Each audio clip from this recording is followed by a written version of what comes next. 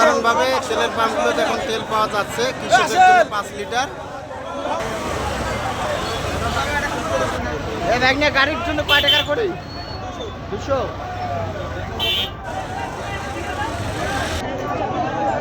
প্রতি কৃষক পাবে 5 লিটার করে তেল।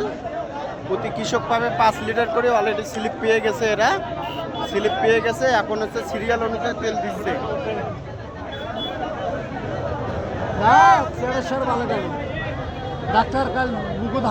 কৃষক কয় লিটার করে পাইছে?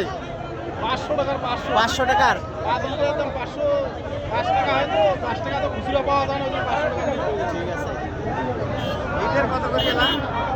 আর হচ্ছে গাড়ি পাচ্ছে হচ্ছে 2000 টাকার করে। ট্রাক হচ্ছে টলি 2000 টাকা করে। তেল স্বাভাবিকভাবে এখন পাওয়া যাচ্ছে, টেনশনের কারণ নাই।